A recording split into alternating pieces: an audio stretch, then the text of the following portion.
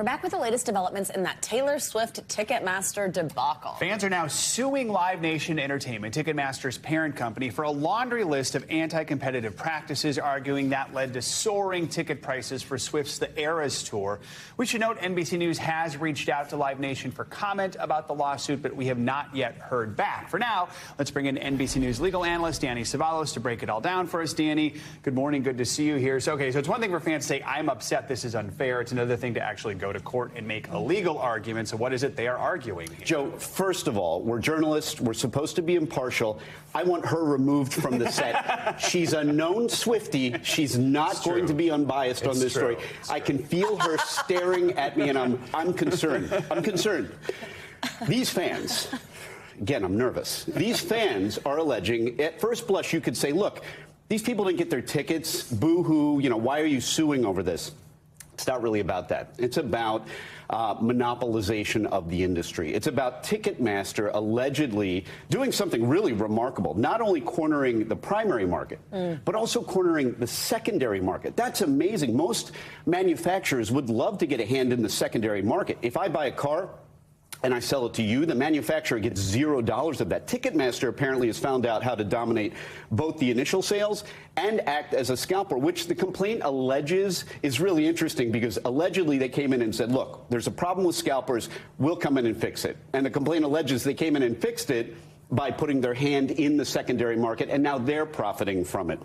But the complaint also alleges that these fans didn't just go on Ticketmaster and try to buy. They were promised, allegedly, again, all allegedly, they were promised that if they bought Swift merchandise and they would get a code and they would be able to go on and be given preferential treatment. And apparently that didn't happen. So it's not just a case of I wanted a ticket and I didn't get one. They may have entered into a contract with Ticketmaster, and that contract may have been breached. So do you think the fans have a legitimate case here? Are you asking No. as a journalist? I am not part of this case. I happen to be a fan. This is a fair question. Fair question. Do I think, at first blush, it would have been easy to say these are people that just couldn't get a ticket because the demand was too high. And if that were the case, I would say you don't have a legitimate lawsuit. But on further review, that doesn't appear to be what they're alleging. They're alleging that they entered into an agreement with Ticketmaster because apparently there was a concert that was canceled. And they said, well, if you buy merchandise and we'll give you this code, you can get in and buy tickets and get preferential treatment. It appears, according to the complaint, there may not have been a code. They just took whoever wanted the tickets right away.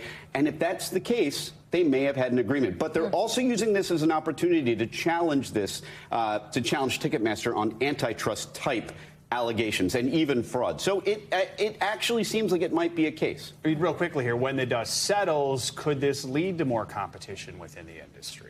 Yes, and the American way is that competition is a good thing. That is the idea behind our antitrust laws. And if it is the case that Ticketmaster has completely taken over not only the primary ticket sales market, but also the secondary ticket sales market, and if it's true that that has caused prices to rise that is not tied to the value of the ticket. But then again, Joe, how do you know what the value of tickets are? Is there anything more elastic in the market than ticket sales? If you've ever been to an event, you've seen scalpers outside going from anything from $100 to $5 to $1,000. There may be no market in the world that is quite as unpredictable as ticket sales. All right. Danny, thank you so much. Thanks, Danny. I'll be watching. I know you will.